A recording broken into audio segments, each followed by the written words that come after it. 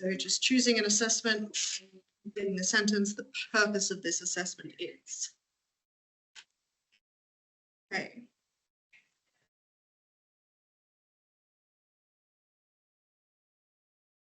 So welcome to the last of the Inclusive Teaching Practices 3-part series. Now we do have other workshops next term, but they're not in the same format. So I'm Lucy Jellema. I'm an educational developer for equity from the PVCE. I have strawberry blonde hair. I'm wearing a black and white checkered shirt, black pants. And today I am presenting with the very lovely Katrina Blazek from Medicine and Health, and I think she just ran out to get a cup of tea, so she will introduce herself when we get to her section. And yes, let's get going. So I would just like to pay my respects and acknowledge the traditional custodians of the land, the Bedigal people. On the slide today, been to these workshops, you know that I do a different type of acknowledgement every time. Today it's focusing on the things that help me feel connected to country. So for me, paper bark trees are a big thing. I've actually got some bark at home to do some painting and things, and so I've got some rocks. I'm going to crush it up with some water and do some painting with paper bark. No idea if it's going to look any good, but it helps me to feel connected. And then you can see some native flora, and those are finger limes. Then I've got a little tree at home. So hopefully you can all take a moment and reflect on something that helps you feel connected to country and to the land that we're on today, or just in general. Okay, so our agenda. First, I'm going to talk to you a little bit about feedback literacy. We'll have a bit of a discussion. Then we're going straight into Katrina's work on TILT. We're then going to have some time where we can share together some strategies that we use that work well, because the idea is that by this point, we should have hopefully tried a few different strategies. So we'll have a bit of a discussion and then we'll conclude. So what we're going to do is we'll do this all together. So for anyone that's online, feel free to put it in the chat or raise your hand and we'll turn your mic on to share. So just to talk about, what do you know about feedback literacy? What are some reasons feedback is important, and what are the challenges we face when trying to give meaningful feedback? Okay, so I'm going to... Okay, so is anyone able to share something that they know about feedback literacy? Has anyone heard about it before? Do we know anything about it? Oh, good. I mean, then hopefully you'll learn some things now. Okay, if we move away from the concept of feedback literacy, what about just feedback in general? Why is feedback important? For us, for our students, for anyone, what's just feel free to call it out. To help them improve. Improvement. Yep. To know where you stand and where you can get to. Yep. Beautiful. Set goals and understand where you currently are. To reflect. Reflect. Yeah. You don't know what you don't know. Yeah. You don't know what you don't know. Yes, definitely. Anyone online? Such a quiet online bunch today. There we go. Thanks, Sarah. The ability to understand and interpret, and we use feedback effectively to improve learning and performance. Love it. Thank you, Sarah. That was beautiful. Mariano, I see an unmute.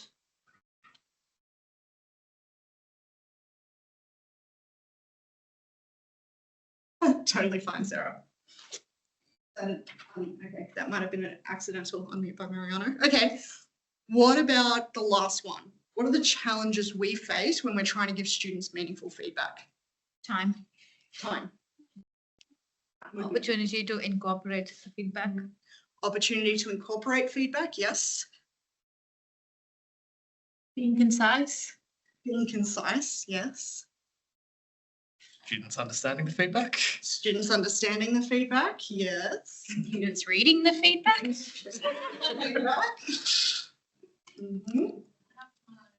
I would say as well, like if you're thinking about big courses, the sheer amount of feedback to give could be quite difficult. Big timing. Okay. So now that we've got a bit of a where we're all at. So what feedback literacy is. So the concept of feedback literacy acknowledges that feedback itself is reciprocal, it's actionable, and it's necessary for improvement. Those are the key drivers for it. And it also shows that, and we know this, is that feedback is one of the most impactful ways to improve student learning. But we need to make sure that they're actually engaging with it, because it's not impactful if they're not engaging with it. So something that feedback literacy is about developing the ability to receive feedback, to generalize it, to action it, to make it part of what we're doing. And it's not something that we do automatically. It's something that actually has to be explicitly taught to students about how they can do it. So an example of a way that you can provide this opportunity for students leading into an assessment, for example, is to set a group task where you've got a small group of students and get them to critically engage with both exemplars and the criteria or the marking rubric. So something that works really well is if it is an assessment you've done before, getting permission from students from that previous cohort and show the students an example of a HD, a D, and a C. And then get the students to sit in a group, look at the rubric and pull it apart and go, why did this person get this grade? And then it helps them to connect with the rubric. It helps them to connect with the criteria and go, oh, okay, I can actually see what I need to do for this. I can actually see, yeah, like this is a good example of how they've critically analysed, I don't know, whatever it is, whatever your assignment is, or they've researched this or whatever. So giving that, and while students hate group work, I'm not saying a group assignment just within a class, it allows them to bounce off each other, to be able to use their different expertise, understanding, bring their prior knowledge into play as well. So that's one way. Also building in peer feedback opportunities. So letting students provide each other with feedback and giving them a scaffold. Scaffolding can be done everywhere. Assessment, feedback, activities, you can scaffold anything, and it's so helpful. Even scaffolding group work and the way that students can interact with each other. So giving them sentence starters, giving them roles. And if we're talking about feedback literacy, it's consider, can you give the other student, for example, a piece of feedback that is actionable? What is something that they can then go, okay, that's something I can try next time. And then that's how we're helping them to learn generalization of feedback. So it's not just looking at, oh, okay, it says my grammar is bad. Well, what are they going to do with that? You know, and so it's also making sure that our feedback demonstrates that. So how are we making sure that students get the feedback, and the feedback that they're getting, it doesn't mean that we need to give more feedback. That's not the case. It's about providing meaningful, actionable feedback. What can they do to engage with it and generalize it to improve? So feedback literacy is very interesting. You will get the slides for this. There are some articles on it. I would highly recommend reading more about it, but I just wanted to do a quick intro about it because we're now going to spend some time going into TILT and transparency in learning and teaching, and I thought feedback literacy is a nice lead in and something we all like to know a bit more about. So Katrina's going to come up and introduce herself. I'll leave my laptop here for you to click through. And yes, thanks so much. Hi everyone, and hello to those online. I'm Katrina Blazek. I'm a biostatistician in the School of Population Health, and actually what Lucy just presented does feed really well into transparency in learning and teaching, which is one of my favourite topics to talk about. I will try and keep myself manageable in time, but exemplars is one of the things that Tilt recommends, but there's lots of ways that you can do that. So, and I'll discuss some of those. While I generally hate all acronyms, I love this one because you can use it as a verb. You can tilt your assessments. You can do a little bit of tilting, a lot of tilting. Hopefully I'll show that you can do it gradually. Usually I finish with a student quote. I thought I'll start with it. This is a quote from one of my experience responses. The assignment instructions were clear and enjoyable to complete. And I said, I teach biostatistics, so I've got students coming into my courses. They have to do it, and they have maths anxiety if they don't necessarily want to, and they come out saying it was enjoyable, or at least one student did. So that's, for me, that's the goal, is that assessments are part of learning. They're not of learning, they're for learning, and that the students will see the value in the assessment and actually enjoy completing it. So this is the overarching, I think, principle of TILT. We want to support our students to spend more time doing the assessment and less time interpreting what they need to do. So our job is to make it really clear what they need to do, so that they can get stuck in and straight into doing it. That's where we want them to spend their time, right? And this is an overview of TILT. You can Google TILT. There's a website on it, and they provide a lot more resources for it. But it's based on this premise of unwritten rules. So when a student comes to university, there's all these unwritten rules they need to navigate. And another term I've seen in the literature is hidden curriculum. And sometimes we can be so long in the system that we forget that. We forget that there are things that are really obvious to us that aren't obvious to the students. And so this framework I've found has really helped me unpack that and make sure that my assessments are transparent and clear to the students. So the first is, what is the purpose of the assessment? So what are the skills they're going to practice? What is the knowledge that they'll gain? And importantly, how is this relevant to them beyond the course? Because they're only with us for 10 weeks, but they're not doing the assessments just for something to do for 10 weeks. It has to have relevancy beyond that. And how is this assessment going to help them when they finish the course? And it's good to tell your students up front. That's how it helps get buy-in into your assessment, that, yeah, this is something that's really valuable. The task is what they'll actually do and how to do it. This is generally quite well done. I've actually conducted a review of our school, my School of Population Health, of last year, every assessment that was delivered in the school, and I assessed them on these 3 criteria, and the task was generally done well. I think that's where we spend most of our time, making sure it's clear what the student needs to do. The purpose was quite variable. It's less clear often in the assignment why they're doing that particular assignment. I think it's clear in our minds, but we need to get that on paper. And then the criteria for success, which feeds into the feedback literacy. So this could be a checklist or a rubric so that they can self-evaluate, they can have that self-feedback. Real-world examples that are annotated. They can be exemplar.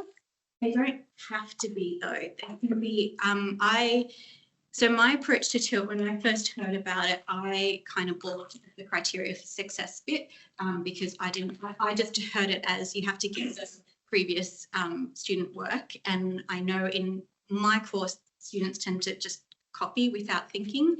And the way I've addressed this is by finding real world examples of reports where they've reported the kind of stats that we're doing in there's a report from Kirby, for example, and annotated it and made it clear in those annotations, this is what's relevant to what we do in class. This is a little bit more advanced, don't worry about this. And then they've got something that they can go to, but not exactly copy. They can emulate, but not copy. And I think that's real world. Like I often look at journal articles if I'm writing a journal piece to try and work out, okay, how do other people write this? So to me, it's real world.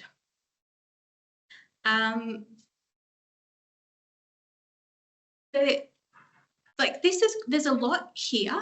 And what I really like about this framework is you can pick and choose when you're getting started. You don't have to do all of it. I didn't do all of it. Like I said, I ignored criteria when I first started because it was in the too hard basket, and I really just focused on the purpose because that seemed like a good place to start.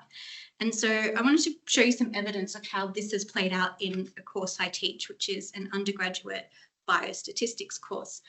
So I did not teach it in 2021. I was given this course to teach. So I looked back at how it had been taught when I first joined the university.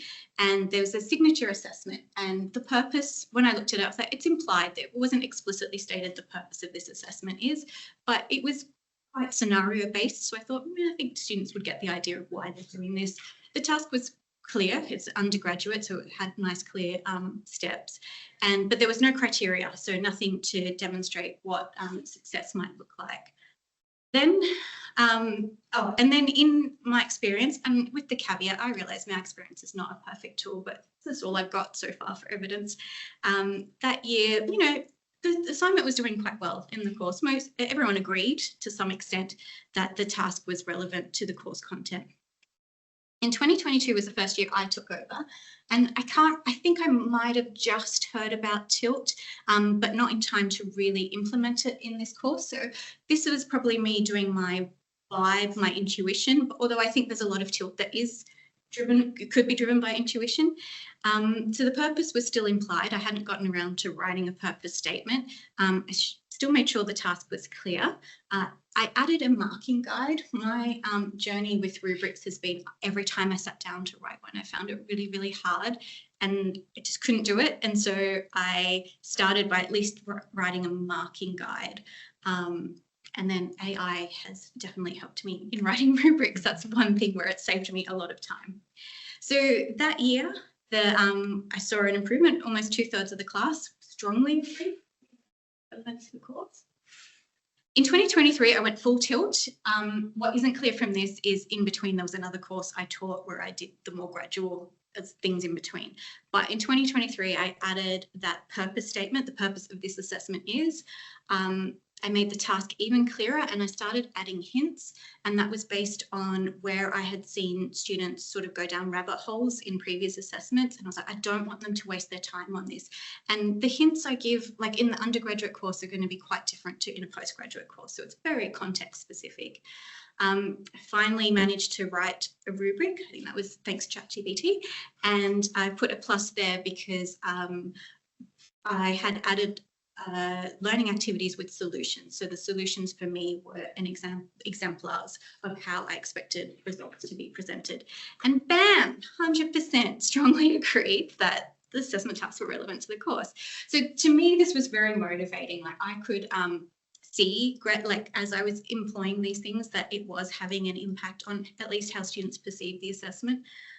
So that was very reassuring. That table is one assessment in this course. It's the main assessment. The bottom is obviously for the whole course. So there was another assessment task, which was for discussion forum. So the students had to participate. It was fairly low stakes, were 10% overall. When I took over the course, there was 57% were participating. So some students were just foregoing those marks. They just decided that's not worth enough for me to participate. With my intuition and trying to make it better, I made a few changes. I didn't actually get it up, but it only went up to 59%.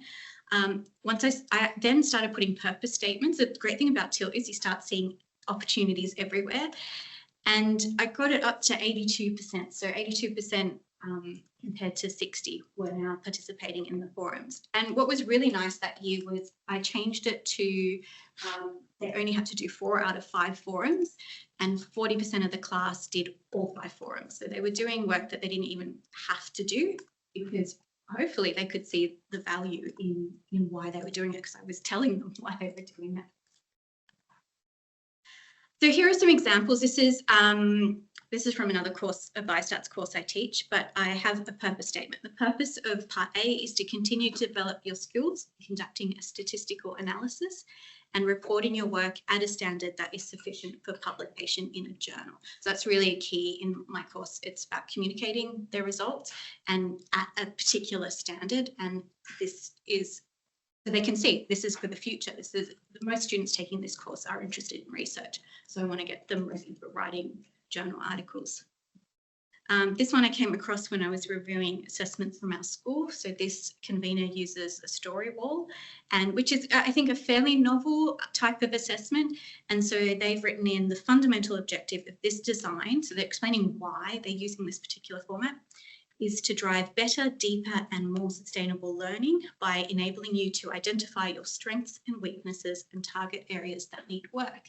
And I think often with these kind of like discussion forums or the story wall, what you're hoping is that the students do start to identify some weaknesses, and where there is a weakness, they go back and revisit the course material. But I think it's useful to make that really explicit to them. This is why we're doing this particular assessment.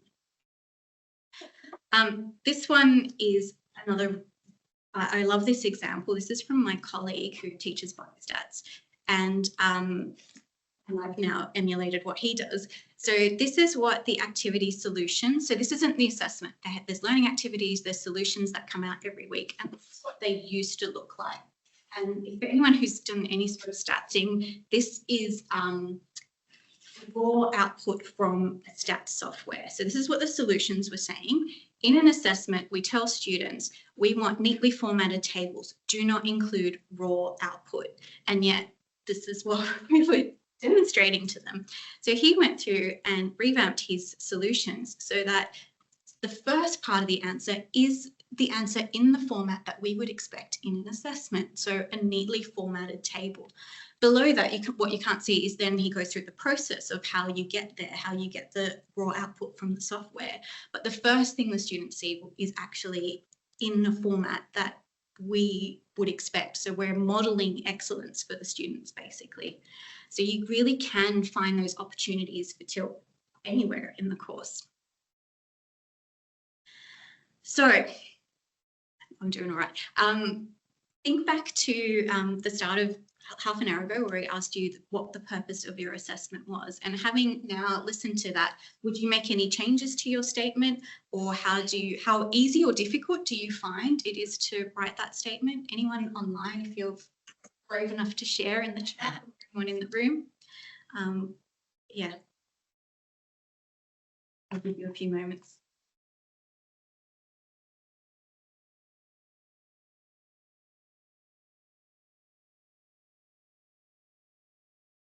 Or maybe I should just ask in general, how does that whole idea of tilt sit with you?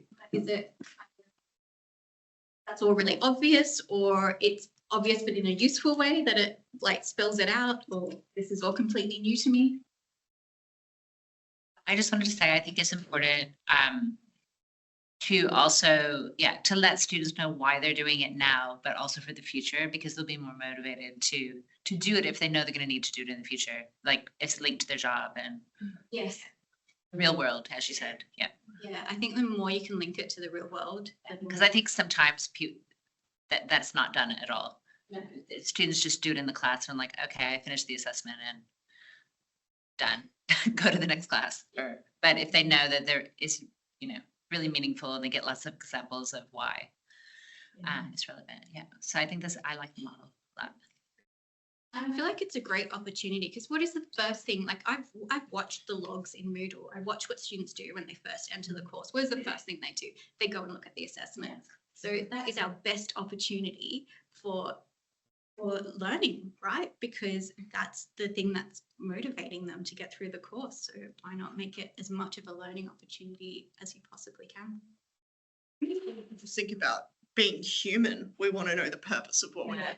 Like in our jobs, if we're told to do something and we know it's a dumb administrative thing, we procrastinate, we won't try as hard. Whereas if we're doing something that we know is making a difference, we're like going to put so much more effort in and be excited to do it. And I mean, it's the same for the students. It's, we're all just people and we want to know what we're doing, that it matters.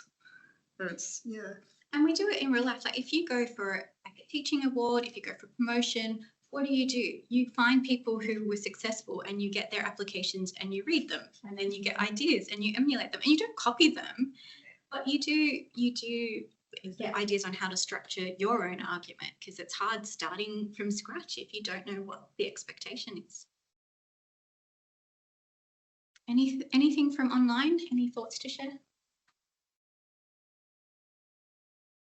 Actually, I have a question. Oh, someone there. Yeah. So Sarah says she believes assessment is great at identifying student needs and areas they may require additional support. Yeah, absolutely. Especially if you can do low stakes assessment early in this term. I was about to say semester. Oh, I wish.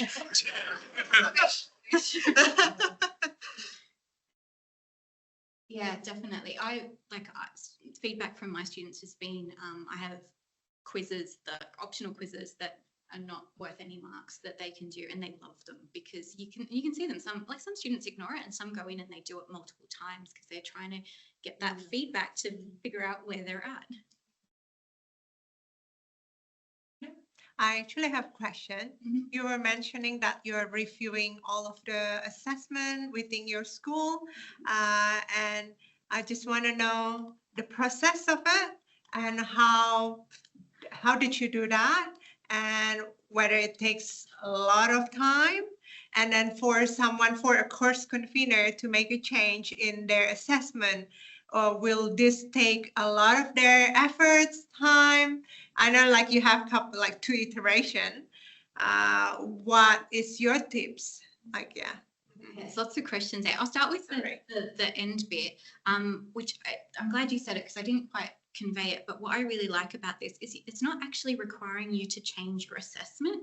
It's just about how you communicate your assessment, unless you really can't come up with a purpose statement. I think that could be a flag that there might be a problem with the assessment.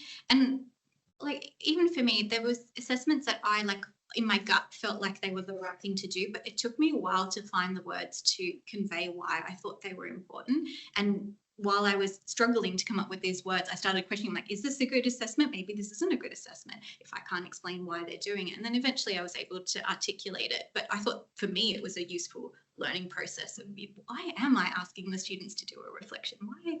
Why is that important in biostats? So it doesn't, because you can just do little bits, it doesn't take too much, it doesn't have to take too much time. But when you start seeing the results, then you've got motivation for like, this is a good use of my time, is to just improve how I communicate the assessment. One thing that you can consider doing, I've done this in one course, I released a draft version of the assessment and asked for feedback on it. And I said to them, if I won't promise that I'll implement everything that you suggest, but I'll try. And so the final version was actually much improved because they sometimes come back to you with things that you just feel like, oh, I thought that was obvious, but it isn't. And some of the comments were around the rubric. They're like, oh, this wasn't clear. What do you mean by this? And so I changed the rubric. So that can be useful. The students will tell you, those who are engaged and motivated. In terms of reviewing all the assessments in the school, that was, I happened to work on it for about 10 days solidly, so it was a lot of work. I went through I have ethics approval for it because I'm also trying to correlate it with my experience scores. So I had to get ethics approval for that. But there is, and I actually have a printout that I can give you, there is a published paper or published rubric on how to score an assessment for transparency. And so because that's a published tool, I use that to score every single assessment, and it breaks it down into those 3 domains. And then it has a 4th domain, which is about things like using positive language in the way you communicate, trying to communicate that your belief that the students can achieve this, things like that. That would be easier if you have like a checklist. Yeah, That's almost like that. Yeah. Yeah, if you send that to me, I'll add it to the the stuff that I send everyone with the slides and everything. That would be great.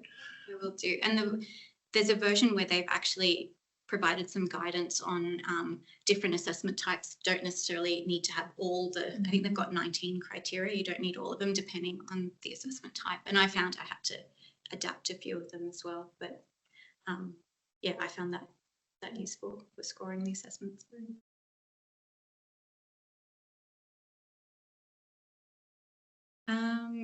So that brings me to the tips. This is just reiterating what was in that initial slide, which is about providing clear instructions on what students will do and how they'll do it, using checklists or rubrics.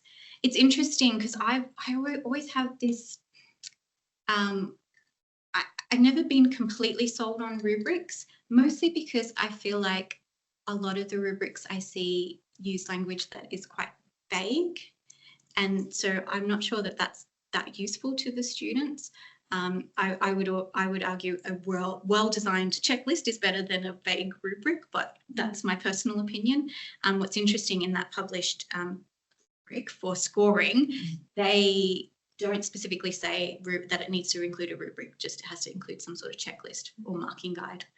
I'm a huge fan of multiple real world examples, and it takes a bit of time. For me, it takes a long time because I'm teaching basic biostatistics. Finding papers that use basic biostats and do it well is really challenging, but I've just gotten better at the search terms, so I'm slowly getting there.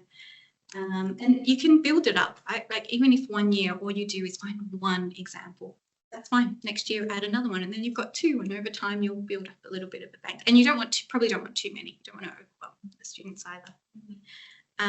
Create tasks that are relevant to the students' lives, and that purpose statement I think is really useful so the students know why they're doing the assessment. Over to you.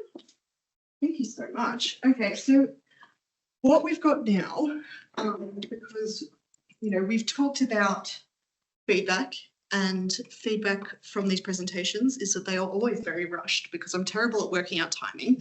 So that's why this session was a little bit different, and hopefully that was good. So what we've actually got time for now is for all of us to have a chat about, we've got a few prompts, and for the people online, let me know in the chat, do you want to go into a breakout room or do you want to do a whole group thing? Because we can do either, whatever works for you. So please let me know in the chat if you'd like to go into a breakout room and do it, or if you'd like to be part of the wider conversation while you guys are thinking about that. What we can also do is have a chat about, now knowing what we learned from Katrina, thinking about what could you tilt, like if we're going to use it in that way, using it as a term, what could you tilt, even if it's a activity, is an assessment, what would you like to tilt? Okay, wider typed conversation. Thank you, Sarah. Beautiful. Okay, so what we'll do is I'm going to give you, I'll say 2 minutes because that'll take us to a point. So I'll give you 2 minutes to look at those questions, think about the question I just asked you about tilt, and just to think for yourself. I'm going to give you some processing time. Processing time is a good thing to give students too, I'm just going to point out. So yeah, you have 2 minutes, just think to yourself, what could you possibly share?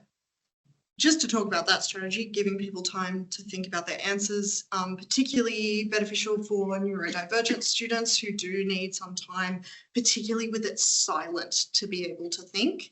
I know that when I've been in like professional settings and we're brainstorming or trying to word something, you might see me at some point if we're in that setting where I might literally close my eyes and do this and block my ears and close my eyes so I can focus on forming the thought that's almost there. It's trying to drown out everything else so I can write down what I'm asking. But it is also hard when you are teaching to let that silence sit there because it's so awkward. Like standing there, it's so hard. And when I said 20 seconds left, I was literally counting in my head just to give myself something to do so I didn't start talking soon. But it is really, really handy for people to give that time. Okay, so let's first start with that tilt question. So I apologize that it's not written down. If you've forgotten what the question was, it was based on this session. What is something that you want to give have a try at tilting? So does anyone have any ideas? And you don't need to be super specific, just activity and assessment. Are you going to do it for next term?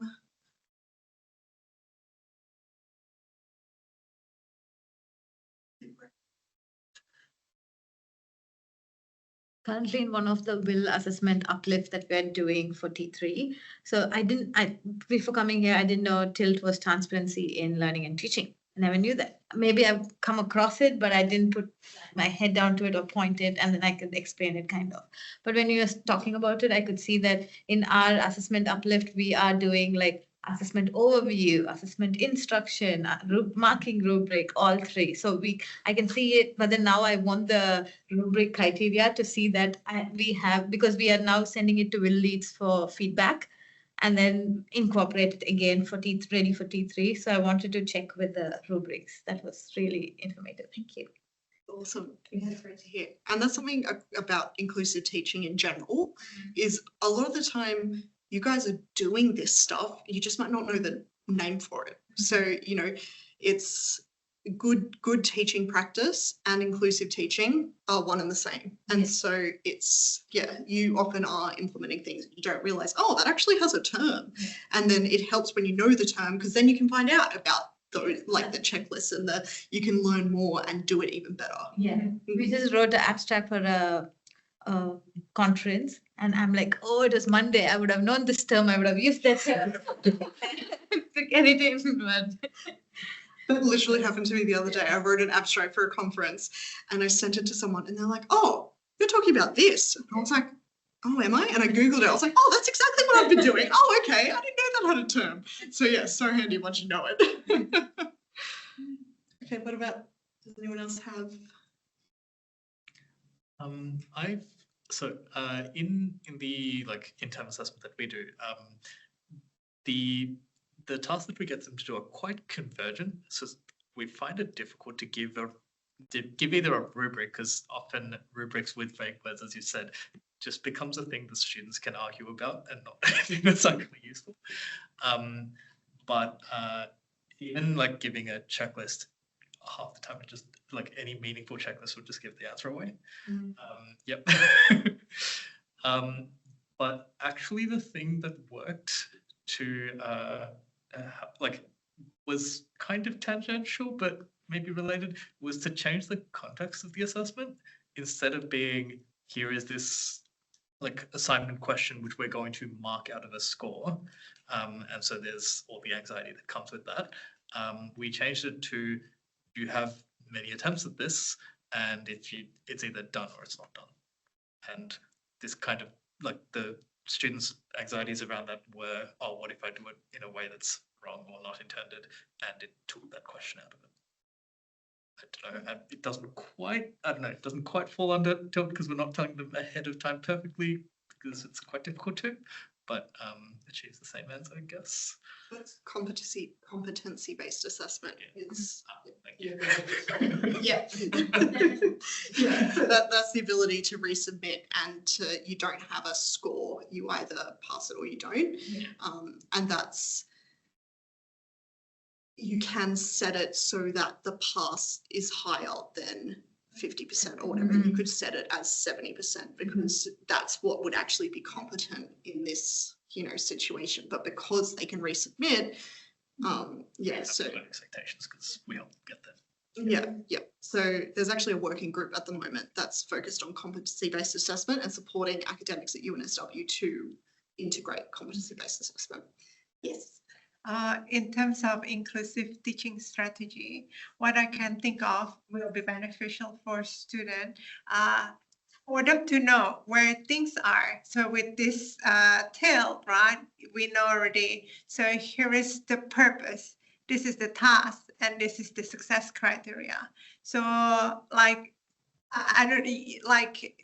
there is a template already, right, for tilt. So if everybody actually using the same template, the same kind of language, right? What is the purpose, as you mentioned in the beginning of this workshop?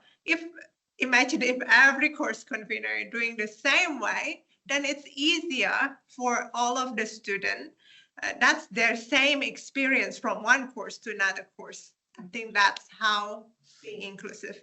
And then as well, being a student, if I'm reflecting as well, if I see like a assessment criteria with a whole long list, I kind of like will be confusing for me. I think it also need to be concise, like right to the point.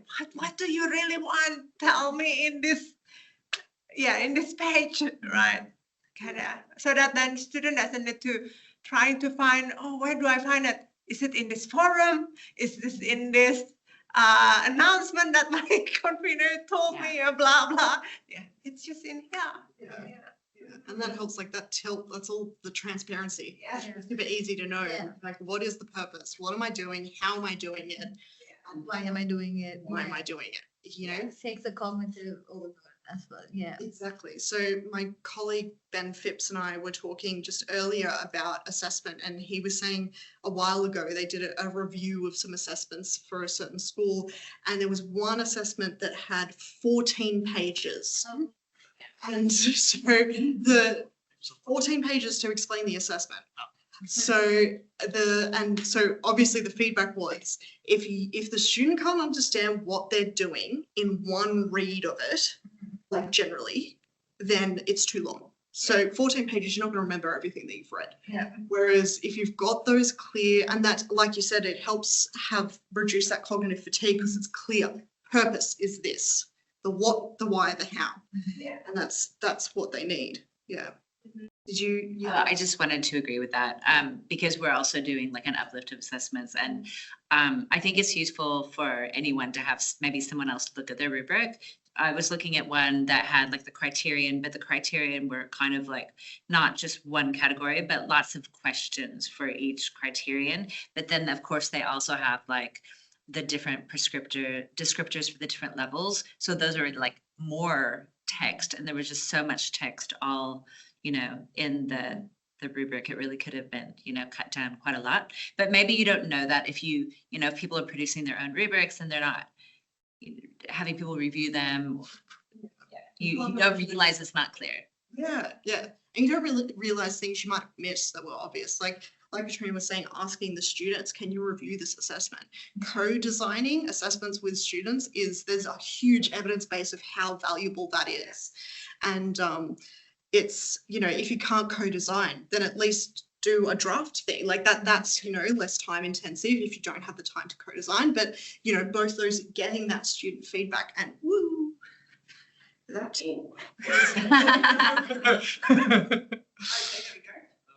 Okay, so Sarah, she said, I'm an ex-high school teacher, and it would always bother me that marking and feedback would take hours to complete, but students would only be interested in their mark. To change that, I would break down their feedback into easy to read dot points under 2 headings, areas of strength and areas for improvement. Students would then have to read their feedback, go back to the marking criteria and identify the mark they believed they achieved. It was only after that I would share their results. They hated waiting for the mark, but would always grudgingly admit it was helpful. So that's really cool to be able to get students to self-assess. That's also really, really helpful and can be applied in higher education. Getting them to, get them to self-assess and go, after, especially because if you've got those students, and we're always going to have those students, that it's the night before, the day before, and they're smashing out this assignment. If you ask them 2 weeks later, what mark do you think? Because they then go back with fresh eyes and they look and go, oh my goodness, maybe that's why I should write an assignment the night before. So they have that self-reflection.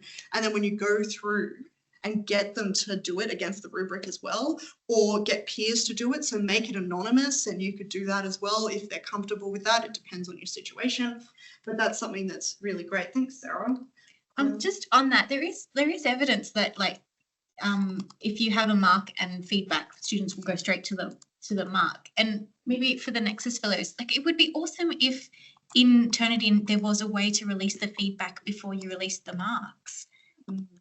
It's surely like should be relatively simple. I think you can set this up in Moodle. Oh, you can? Fairly sure you can, because what you do is you'd set the assessment item that they submitted as like restrict access, like conditional on the grade of a different Moodle item, where the different item would be completing the self-assessment. So it should be possible. Oh, I just meant like maybe not as far, like I think that's great what Sarah said, but you know, like is there a way that they could read the comments, the written comments before they see the mark, and like just give them a day or two to read the comments, digest it, and then release the mark? Comments released one day at the start of the week, marks released at the end of the week. Yeah. Or you could, I don't know if it's possible, but set it up so they can't see the marks until they read and acknowledge the feedback. Like they've got to click each feedback or something, like each piece of feedback. That would be, I don't know if it's possible. We'll ask around. We'll see if we can do that. Okay, so that's kind of brought us around. So I know that we haven't really, but I think we've had quite valuable conversation, and hopefully we've all picked up something that is helpful. Actually, just very briefly about the assessment. You cut down our course forum used to be 90% assignment clarifications because students didn't care about learning, and that cut down so much when we did this. Students, like, the activity total was also down, but like of what activity there was, a substantial, like a much bigger percentage of it was useful, important stuff, not just like nitpicking.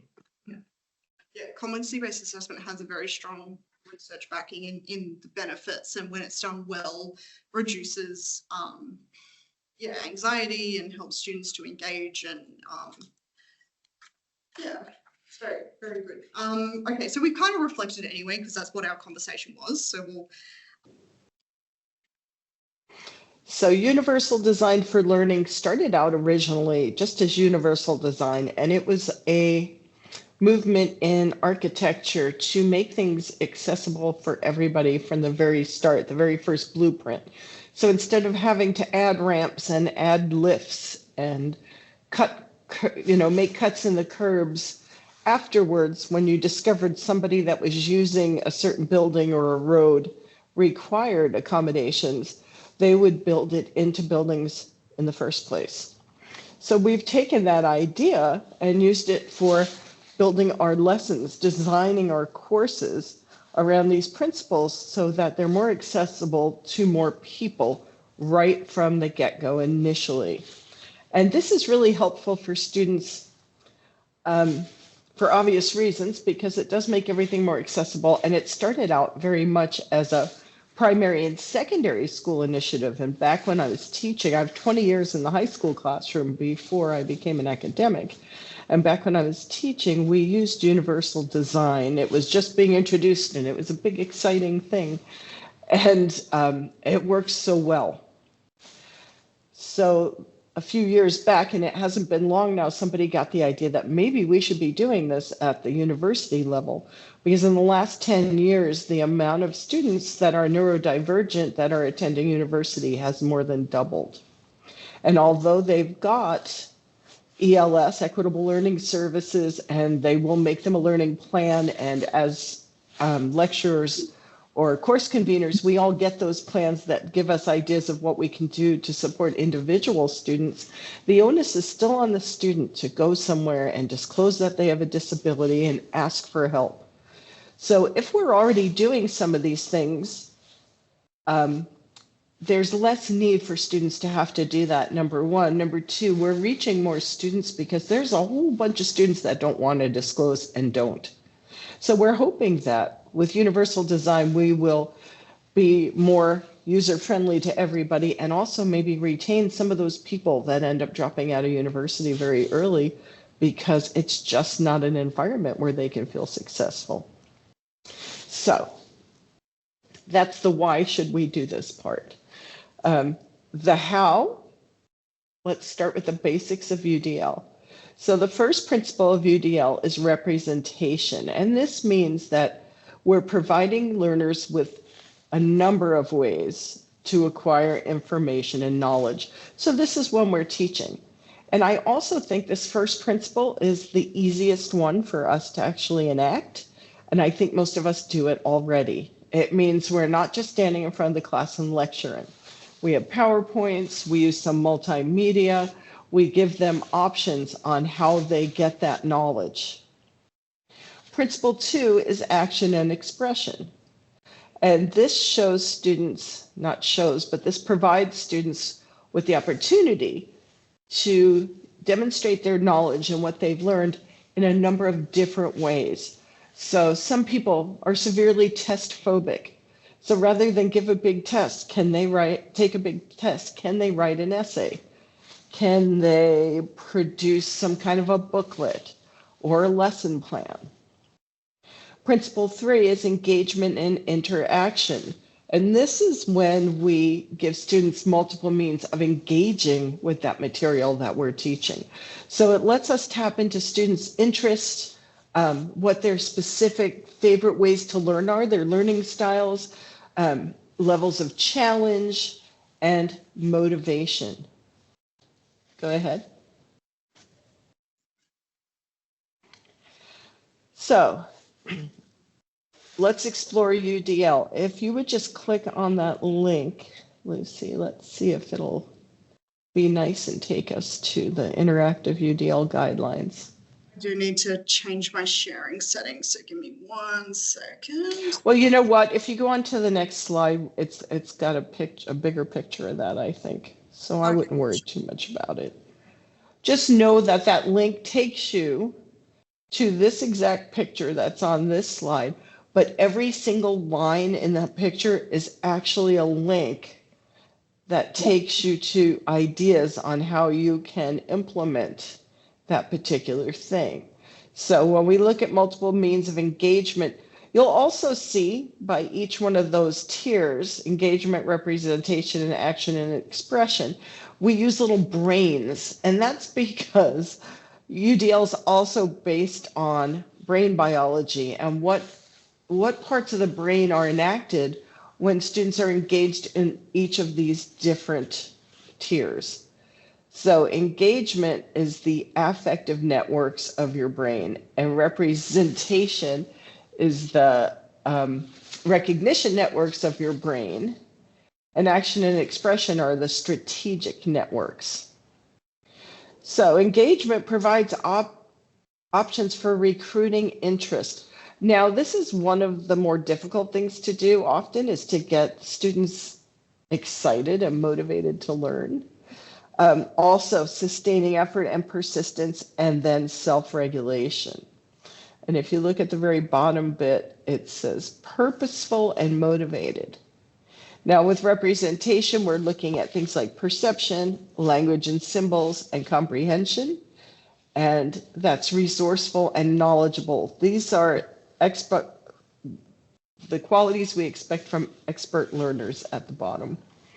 With action expression, we're actually looking at physical action, how we express and communicate, and the executive functions. And we're looking for students to be strategic and goal-directed. And I just went through them kind of quickly because I'll give you ideas of how each of these might look in a class. Okay? So when we're designing a course, now I am guessing that all of you have probably heard backwards design at some point in time. And it's okay if you haven't, but how that works is we look at the learning objectives first. What is it we want students to learn by the end of this course? What are our LOs? And then we look at how we're going to organize the class. Is it in weeks? Do we have 10 weeks, a module for each week? Or do we have 2-week modules, so there's 5 modules instead of 10? Or are we going to put chapters in the Moodle? So once you choose how you're going to organize the class, you should be creating an outline based on that organizational method. and those learning objectives. So it's like a map. How are we going to lead students to these learning objectives?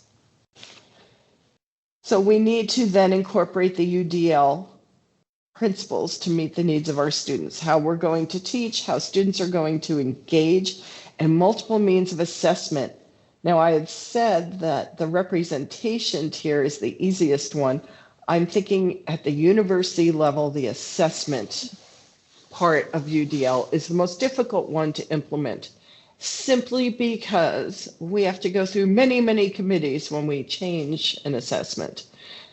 And those committees don't always understand that if you're writing an essay or writing a song, that both of those things can meet the same learning objectives. So we have to look at, does the method of assessment align with the learning objectives? And then my advice would also be to produce some rubrics to show how that's going on. Also makes the marking easier. Next, please. So this is weekly design strategies, but it might be modular design strategies, just how we're going to do this.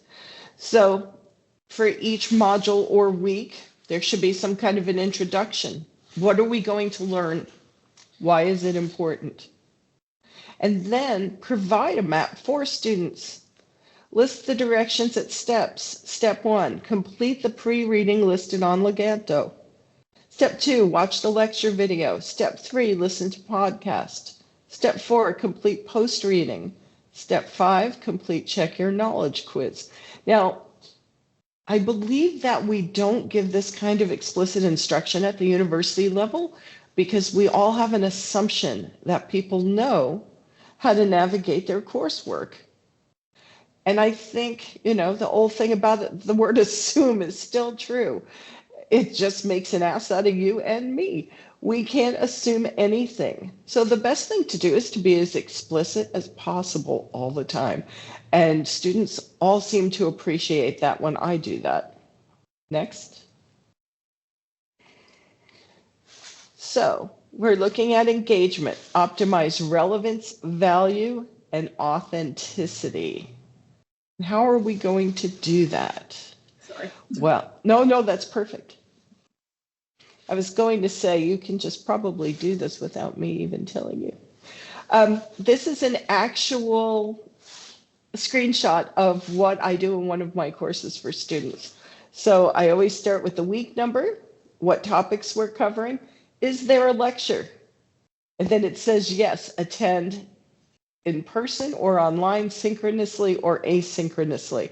So the other thing about UDL is giving students choices. So I do that in the manner that they're engaging. Are they engaging in person? Are they engaging online? Are they there with all of their classmates? Or maybe that's not possible for them, or maybe it's uncomfortable for them, so they prefer to watch the lecture later. The tutorials are non-negotiable. And that's because I teach pre-service teachers, and our governing board of accreditation says students have to attend, otherwise they can't be sure that they're meeting those standards that I'm telling you my course meets. So yes, we're attending the tutorial. And then on my own, choose 3 of the activities listed in the week 1 tab in order to meet the learning outcome. And I'll show you what that looks like in a minute. Sign up for a simulation slot. My students, this is my classroom management course, my students do online simulations of a class, an unruly class, and they use strategies from the escalation cycle to calm the class down and teach. And they do this in the safe environment of a live simulation. Complete the pre-test if you're participating in the study, because I am an academic and everything's a study. And then choose 2 of the for week 2, there's only 2 activities that they have to look at, because I do how many activities they need to do based on how much time they're going to take. So next. Activate prior knowledge. Create a quiz to assist students in recalling information that they need as a foundation for their exploration. So if we're going, one of the ways to get students motivated and engaged is to let them know that they already know some things already. And this is just going to build upon their prior knowledge. Providing a real world example or case study to engage and focus them is always a great idea. I feel like in my field, I have it very easy because teaching classroom management, that is the thing that most of my students are the most afraid of going into teaching, as well they should be. So I don't have a lot of trouble with motivation. They are pretty much happy to come to class and they're very engaged and they pay attention because they know these are skills that they need to have. But one of the ways that I bring that stuff to life is to tell stories that happened back when I was teaching, or to give them scenarios and ask them what they would do. Next. And I know I'm jumping around a bit, but we just don't have enough time to go through all of these different things on this chart. So when we're looking at representation, activate or supply background knowledge. Next. So exploring new information. So be creative in how you're going to deliver the content. Different ways that you could do this could be TED Talks, other videos, audio or ebooks, podcasts, webinars, interactive websites, virtual labs, tours, or demonstrations. And it's no joke. It takes time to design your course like this. Because instead of saying, oh, I found this great activity to illustrate this, I'm going to tell you you should probably find 3 or 4 that are delivered in different modes to illustrate that point, and let students have a choice between them so they know how they want to access that information. Next. Okay, so this whole section here is building upon the beginning part. So we're looking at sustaining effort and persistence, providing options for language and symbols, and options for expression and communication.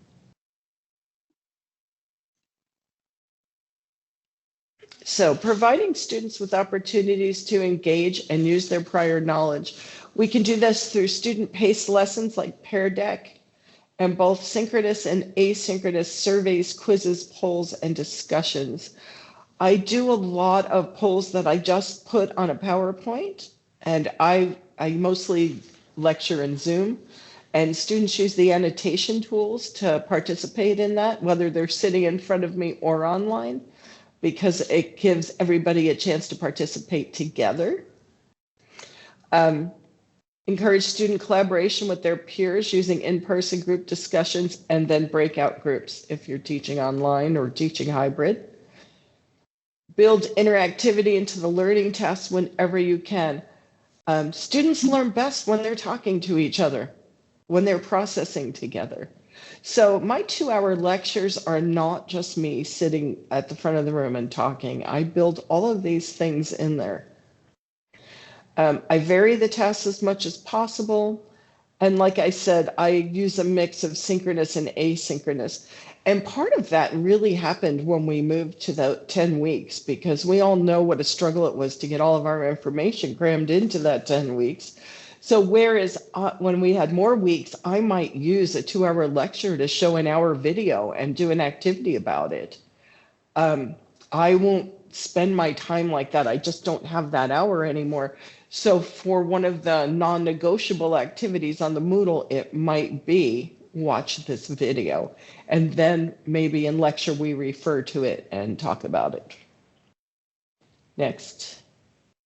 So I keep talking about all these choices. So this is what a typical week looks like on my Moodle.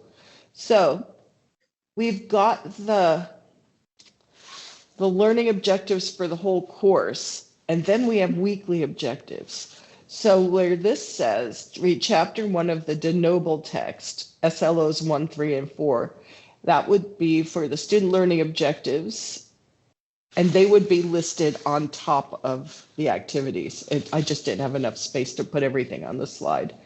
So you see, if you read that text, you'll cover 3 of those learning objectives. If you explore this website, you can cover all 4 of them. Watch a video, getting started with PBIS, learning objectives 2 and 3. Listen to the podcast. What is PBIS? I don't know why that doesn't have learning objectives next to it. I believe it's because it's probably 2 and 3. Just like this says, choose one of the evidence-based practice resources to explore. All of those cover learning objective 5. Post or respond to a post on the forum at the bottom of this section. And then I also include extension activities for people that want to delve further into the particular topic that we're studying that week. I need to say there's some caveats with giving students all of this choice. I have to explicitly tell them, because we always have those eager beaver students, please don't try to do all of the activities. You probably don't have time to do that and your other classes and everything else you have to do. Choose your own adventure. Pick those pick the ones that will meet the learning objectives the best for you. Or if you are really interested, fine, look at the extension activities. Because some students get very stressed and anxious about it. The other thing, some students don't have a lot of self-determination and they have difficulty making choices. So I've actually sat down individually with students to talk to them about ways they like to learn best. And I will go through all 10 weeks with them and help them choose activities ahead of time that they want to access the information via. Thank you. So this bottom bit here is sorry, I'm getting over a little bit of a cold. So we're looking at self-regulation, comprehension, and executive functions. We're building upon build, and now we're looking at some intermediary things. So assessments, action, and expression provide students with a choice in how they demonstrate what they have learned. Now, you might not be able to do this. I'm sorry, I'm at a school and instead of a bell, they have the monkey singing I'm a Believer, and it just started playing. So if you can hear it, I apologize. If you can't do it for the big assessments at the end of the course, in the middle and the end of the course, you could do it for daily, for weekly things. You know, maybe they can take a self-quiz. Maybe they can answer a discussion question. But I also have it built into my 2 assessments in my classes. I give them choices on how they're going to show me that they met the learning outcomes of the course and rubrics. And with the advent of AI, building rubrics is like fairly easy anymore. Next. So key tips. I think the first thing to remember is, although that seems complicated with all of those different things, and if you go on the interactive website and start clicking, you can get lost and go down rabbit holes. There's a lot of information just in that one little chart. But I think it's super important to remember that UDL is just good teaching. And you took that quiz in the beginning in order for us to be able to show you that you're already incorporating many aspects of it. People might think, what's UDL? I don't know what it is. I'm not doing it. Well, some of you are already UDL experts without even realizing it. And that's exciting. Don't try to do everything at once. Add a few things each term. I think that's always great. I mean, we want to be as accessible as possible. But remember, I'm down there in the trenches with all of you. I understand how difficult it is to just revamp something completely. Callie says, I think that's an important point. Getting to know your students and co-designing makes a big difference. I have actually done that many times. Asked my students, you know, is there something you want to do to show me that you meet the learning objectives that fits within this remit? I'm happy to discuss it if you want to tell me some other way you'd like to do it. What was the best thing? I mean, I take those my experience reports to heart. What was the best thing about this course? What I usually do a midterm probe just myself on like Google, asking them to let me know what they want more of, what they would like less of. getting to know your students is one of the best ways to ensure that you're pitching the material at the right level, incorporating their interests, and providing real life examples. I think the other thing is to try to get off of our soapboxes. We all have very solid ideas in our fields about how we think things should be or how they are. I think letting students have that chance to question our beliefs and question their own beliefs and have those discussions. Oh, I love that idea. Kelly has an ongoing QR code in class so they can provide anonymous feedback. And I think that that's very brave because anonymous feedback, sometimes people get to be keyboard warriors and maybe they're not so nice. I do explicit expectations of what I expect from feedback, how I would like it to be given so that it's structured in a positive way that's actually going to help things. Also, providing those choices is key. Think about ways you can let students choose what they're doing. One of the things that I just feel like I need to touch on, because I feel like it's one of the things that we're most resistant to, and it shows up on equitable learning plans, is providing those materials to students ahead of time. I put my whole course up at the beginning, including all the lecture slides. My thing is, I will go back and change those slides more than likely before I actually give the lecture, but at least it gives them a good foundation. I don't revamp them completely. So then they can take notes on the bits that are different. And then after the lecture, I repost the slides if they're different. So that was just one thing I wanted to say that I forgot about. Next. So I think that's the end of your bit, Terry. I think it is. Yeah. And I got to say that what Terry just mentioned in terms of, I'll go back to it, posting the whole course ahead of time is really handy, like in terms of when I was a student doing that.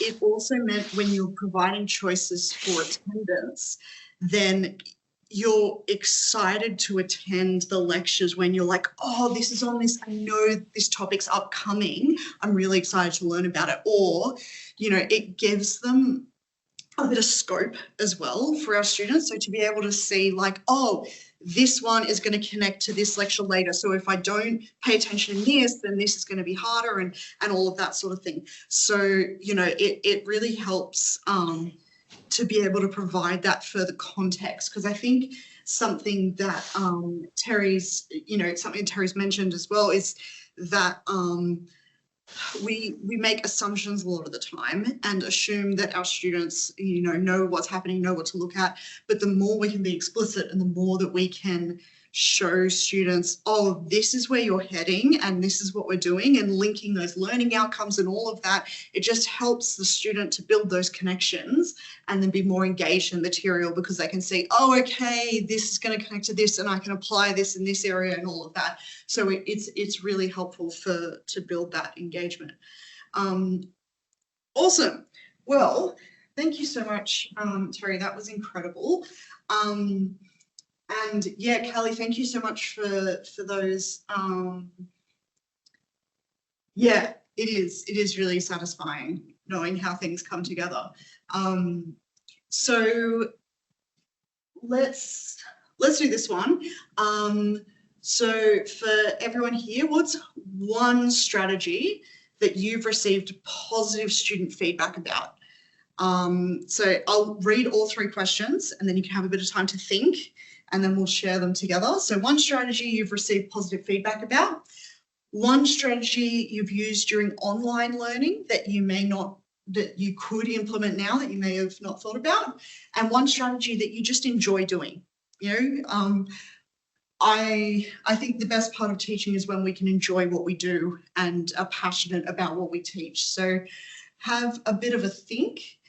Feel free, Kelly and Terry, if you want to, pop it in the chat for any of those questions when you've thought about it, but I'll just give everyone a bit of thinking time. So for our online participants, we have a student visitor here from QUT.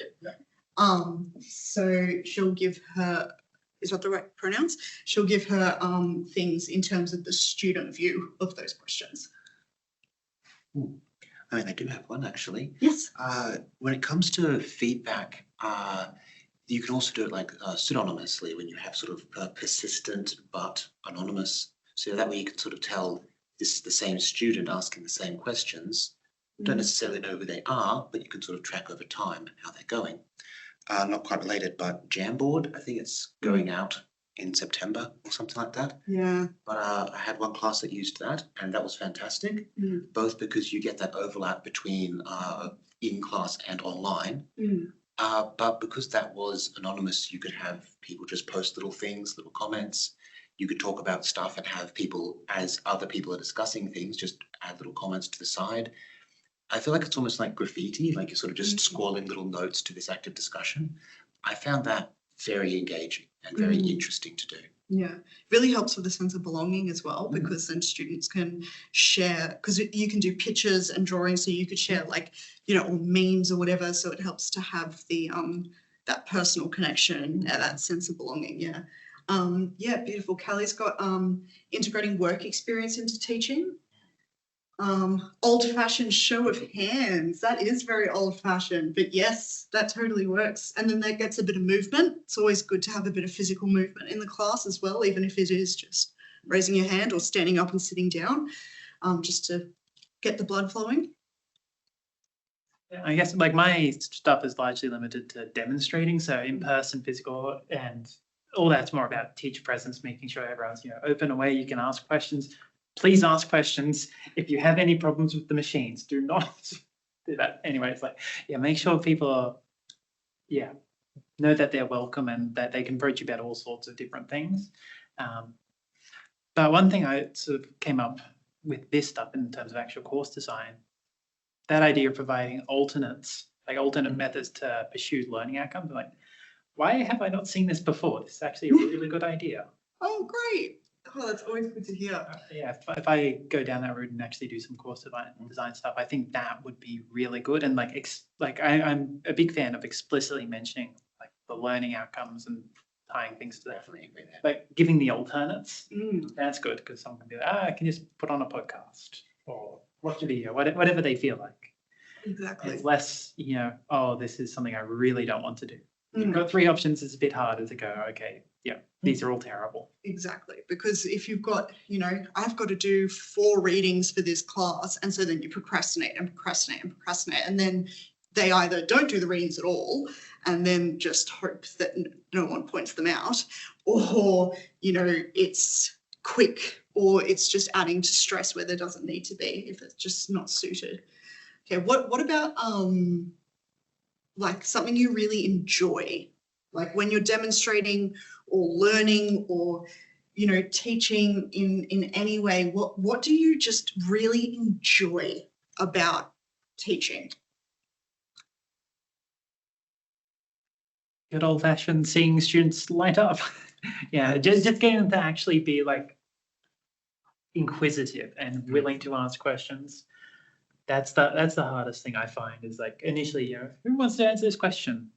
No one puts their hand up, but then actually doing like having small groups and running around and asking questions in the sort of, one-on-one, or just like, 3 people there, someone has to answer. Yep. I find that really helps with the inclusive nature of teaching. It's like, because you have to engage with individuals rather than optimizing for a group. I definitely agree. Like if I'm working with some people and I've got something I'm trying to explain to them, that moment when they get it is great. And I love experiencing it where like you're here to learn. Some learning feels very much like being just put in some soil and having mulch applied. You're like, it'll get there. You just got to It's transactional. Yeah. But sometimes you're like, I'm not getting this. And they'll say something, you're like, I get it now. Yeah, I guess that's actually a good thing about demonstrating, because you do start with here's a demonstration, run off, good luck. And that is the very bare bones sort of approach to teaching. But then when you go do that pass around and be like, okay, how are we going here? Are there any problems? That's when you get the chance to actually engage and see what people are having faults. And, it ends up being different places for everyone. That's one thing. It's like, I can't, it's nothing I can go, this is a common failing. in the initial demonstration. Like I have pointed all of those ones out. It's always some little thing, and it depends on how someone's thinking, how someone's approaching it, order of operations. Definitely. So I have an example from, so it was when I was primary teaching.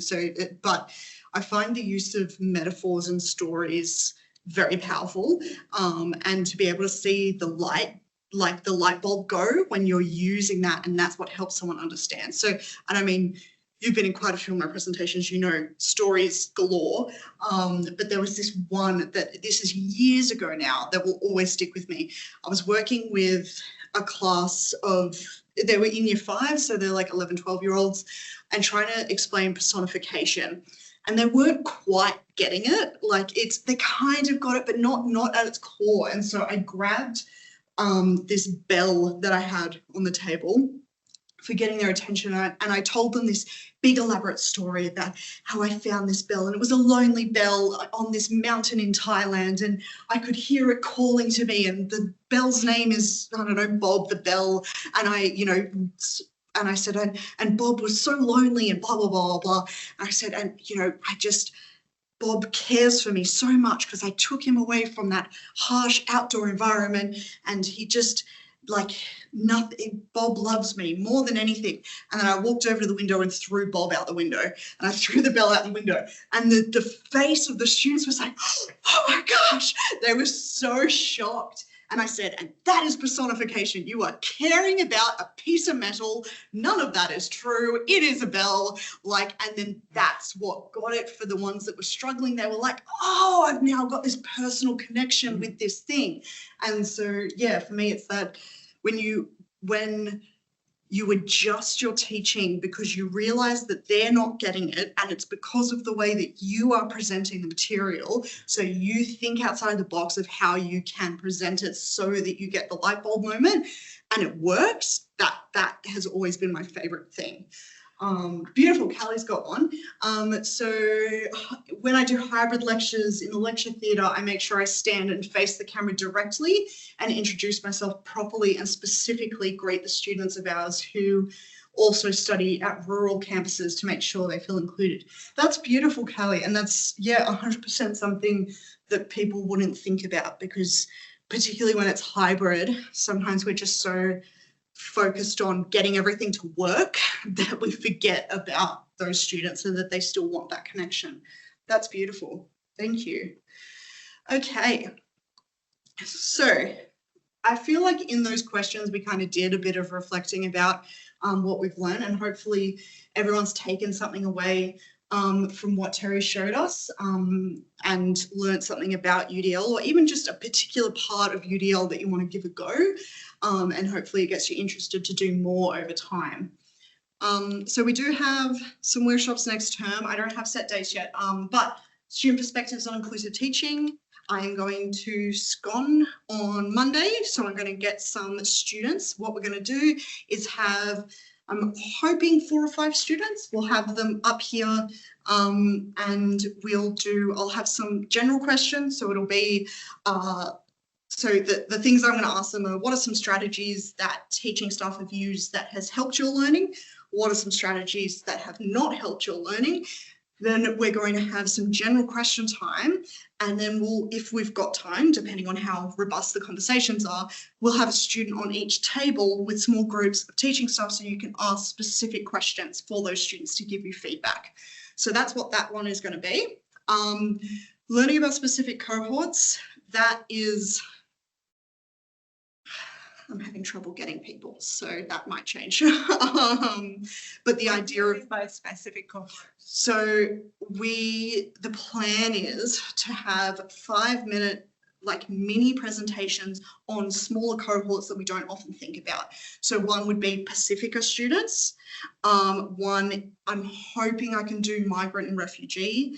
I thought I would do a little piece on navigating university being undiagnosed, and then maybe mature age, maybe. It depends who I can get. So yeah, that's the idea of that one. Whether I can get students or staff to be able to do it is another thing, but that's the aim. And then supporting first year cohorts, that's definitely going ahead. I've got 2 people lined up for that, and that will probably be in, I think we're aiming for around week 7 or week 8, so it's later in term 3. So then whatever you learn, you can then implement in the new term. So those are those workshops. And if you sign up, then you'll get an email once they are booked in. And if you are able to give feedback, both online and in person, I very much appreciate it. I do try to implement it as much as possible. But yes, I hope everyone had a good time, and it's the first one. I wasn't rushed. Beautiful. All right. Well, and thank you so much to Katrina. Like, Tilt is really interesting. It's such a practical thing for us to implement. So I really appreciate everything that you've done. I appreciate everyone's time. Thank you for sticking around, those that stuck for the whole time. And yeah, have a good afternoon, everyone.